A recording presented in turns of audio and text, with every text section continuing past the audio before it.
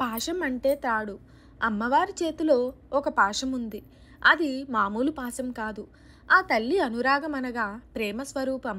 ఈ పాశంతో ఎవరినైనా కట్టిపడేస్తుంది అమ్మవారు. అమ్మను బంధించే శక్తి ఎవరికీ లేదు, కానీ అమ్మను ప్రేమ భక్తితో ఏ భక్తుడైనా వశం చేసుకోవచ్చును. యశోద ప్రేమ భక్తితో కృష్ణుణ్ణి బంధించినట్లుగా మనం కూడా ఆ తల్లిని మన హృదయ మందిరంలో కట్టిపడవేయడానికి ఈ నామం సరైన సాధనం. అనురాగ స్వరూపమైన పాశాన్ని అమ్మవారు ఎందుకు ధరించింది అనే అనుమానం రావడం సహజం. ప్రేమ లేకపోతే సృష్టి లేదు. తల్లిదండ్రులను, బంధువులను, తోటివారిని ఎలా చూడాలో అలా చూడండి. అదే నా చేతిలో పాశం చేసే పని అంటున్నది అమ్మ.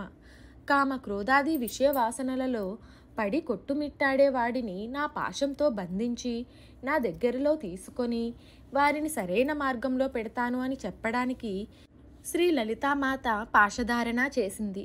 ఈ పాశం అమ్మవారి ఇచ్ఛాశక్తి. ఓం రాగస్వరూప పాషడ్యాయే నమః. ఓం రాగస్వరూప పాషడ్యాయే నమః. ఈ మంత్రాన్ని భక్తితో నిత్యం 11 సార్లు జపిస్తే తల్లిదండ్రులపై ప్రేమ ఏర్పడుతుంది. పిల్లలు తమను ప్రేమించాలని కోరుకునే తల్లిదండ్రులు 81 రోజుల పాటు ఈ మంత్రాన్ని రోజుకు 108 సార్లు చేయాలి.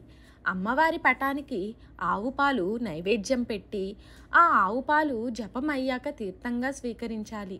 భార్యాభర్తల మధ్య అనురాగానికి సంవత్సర కాలం ఈ మంత్రాన్ని రోజునకు 27 సార్లు చేయాలని అగస్త్య సంహితలో ఉన్నది. శ్రద్ధను బట్టి ఫలితం ఉంటుందని గ్రహించండి. ఇచ్ఛాశక్తి అనగా అమ్మవారి సంకల్ప శక్తి పాశం అవ్వడం వల్ల రాత్రిపూట 9 గంటల నుండి 10 గంటల మధ్యలో ఈ మంత్రానుష్ఠానం చేసేవారికి ఫలితం ఎక్కువగా ఉంటుంది.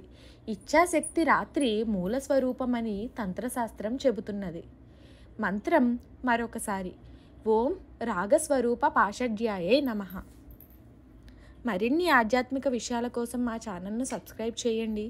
వీడియో నచ్చితే లైక్ చేయండి, షేర్ చేయండి. కామెంట్ రూపంలో మీ అభిప్రాయాన్ని తెలియచేయండి.